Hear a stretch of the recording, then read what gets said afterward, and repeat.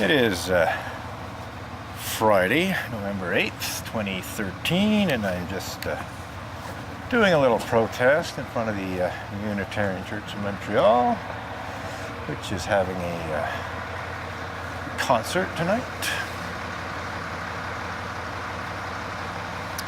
And, what is your problem?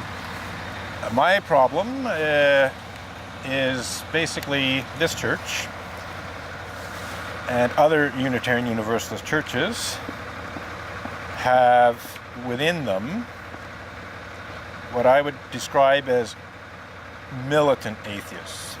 I don't have a problem with your average run-of-the-mill atheist, but Unitarian Universalists allow intolerant and abusive, bigoted atheists to not only be members of the church, but to be clergy and to go around attacking. Have you been to this? Yes, I was a member of this church. Oh, were you? Yes, I was. Yeah. Yes. When and in who fact, was minister? Reverend Ray Drennan. Okay. I joined actually when David Park was the interim minister.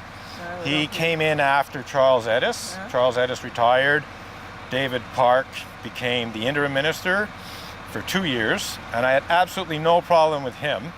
He was Christian oriented, and he was actually very supportive of me and what I was doing. But at the time, and even now, there were some intolerant atheist members of the church who had a fair bit of control over the church board. The new minister that came in... But intolerant of whom or in what way? They're anti-religious, like they're anti-Christian, they're anti-Muslim. I had an interreligious event which had Christians, Muslims... Interfaith, yeah. But what I'm getting at is it had a wide variety.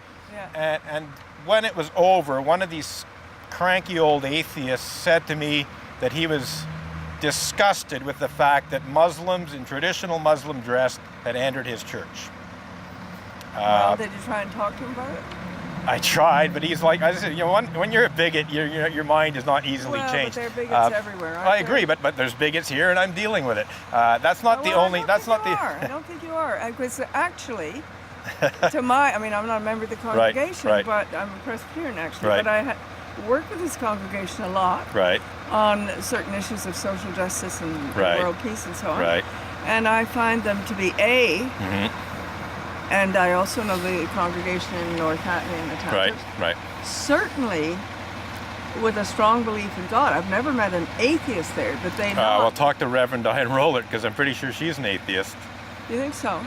She's written sermons and delivered sermons titled "Atheist in a Foxhole," and it's about her fear of flying and blah blah blah. And then she identifies herself as an atheist. Yes. That's very interesting. Have you ever talked to her about it? Not about that. Yeah. My husband's waiting in a car, so I have to. Okay, keep but going, anyway, but what just do you because think just this because is going to do? Embarrass the hell out of them. But why does because they don't want to talk. I mean, I want them. You're saying they're big on social justice. Well, guess what? They refuse to engage in social justice with me, and they refuse to engage in social justice with other people who've been victimized by clergy, and I include in that, but I don't limit it to clergy's sexual misconduct. This church, and I don't mean just this church locally, I'm talking about the Unitarian Universalist, has an absolutely pathetic record in dealing with clergy abuse. And it's being acknowledged. They actually apologize to clergy abuse victims. Hang on. What I'm getting at worse than, look at the traditional churches and what. No, but what I'm getting at, I'm talking about how they handle it. Oh. I'm not talking about what actually happens, although right. some of it's pretty bad. I'm talking about how they deal with it. They tend to whitewash the minister and slander the person who complains about the minister. That's what happened to me. It wasn't sexual. It was anti-religious bigotry. I complained about it. They said the minister did nothing wrong, and when I refused to drop my complaint, they kicked me out of the church. Initially for just writing letters. But what, even if you succeed, as I say, my husband is waiting. No worries. But even if you succeed in embarrassing, why does embarrassing anybody do any good? I was being a bit flippant. I want them to settle this conflict, but in the meantime, if they don't want to negotiate, they can be embarrassed. Well, I don't think confrontational. Well, they do it. Anyway, Unitarian Universalist ministers. Thank you for explaining it to me. Unitarian ministers lock themselves to the doors of buildings to block entrance as their protest. I don't do that kind of crap. Anyway, nice talking to you. But you might want to research it a bit more. So this was a older woman, a Presbyterian. Had a reasonable conversation with her. And I was being a bit flippant, you know, when I said I want to embarrass the hell out. I mean, yes, obviously, that's part of what a protest can be about. It doesn't have to be. But no, I mean, they don't want to deal with this. And it seems that, you know, the only way to try to persuade them is to basically publicly embarrass them.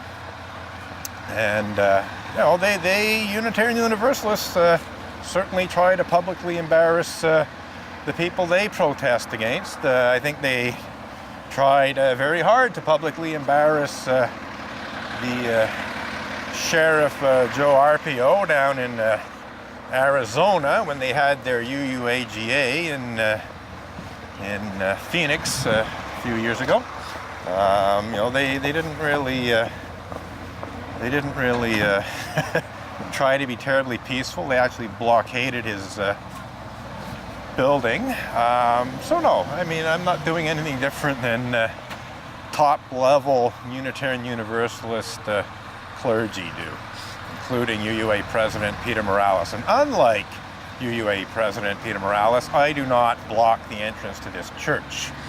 You know, Peter Morales, along with other Unitarian Universalist clergy, basically, definitely blockaded Sheriff Joe Arpaio's jail entrance.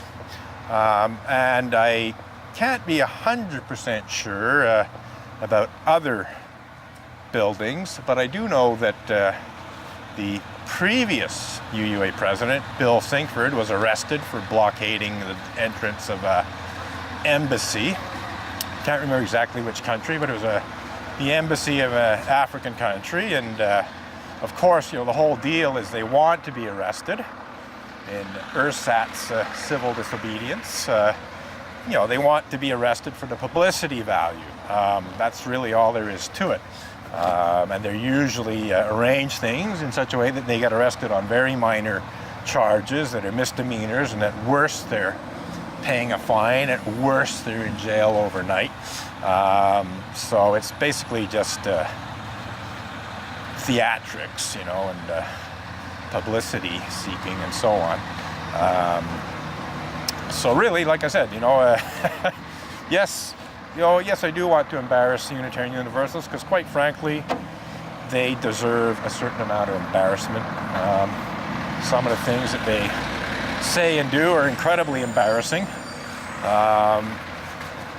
And I would like them to change their behavior. So, since they don't allow any other method of dealing with this conflict, I will protest until such a time as they change their tactics.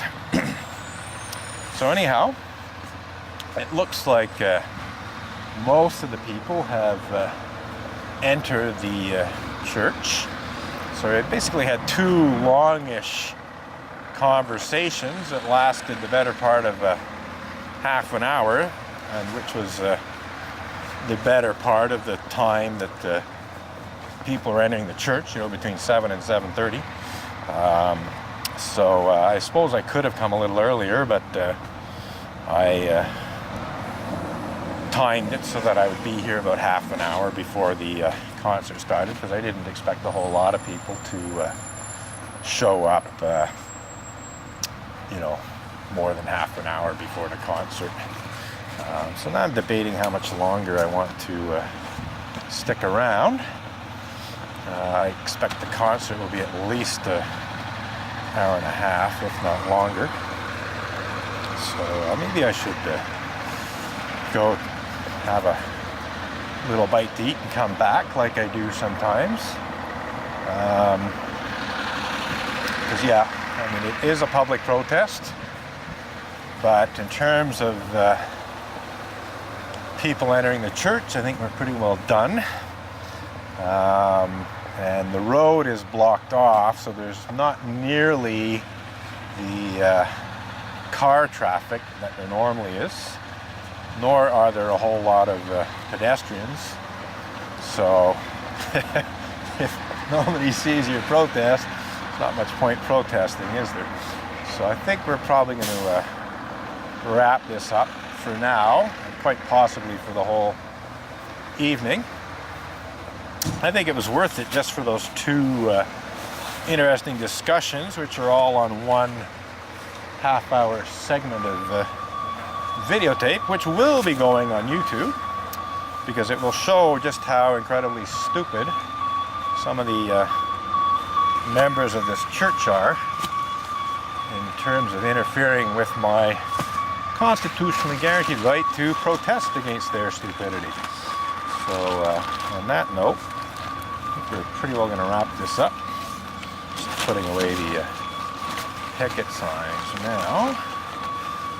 Got some people showing up, whether they're for the concert or just walking by.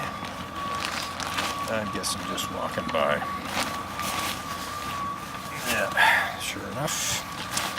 So that's it. We're done for now. And we'll decide whether we want to come back as people are leaving. I'm thinking I probably won't. I can always change my mind. Which is something Unitarian Universalists don't seem to be very good at. So, yeah, I think we're done for now.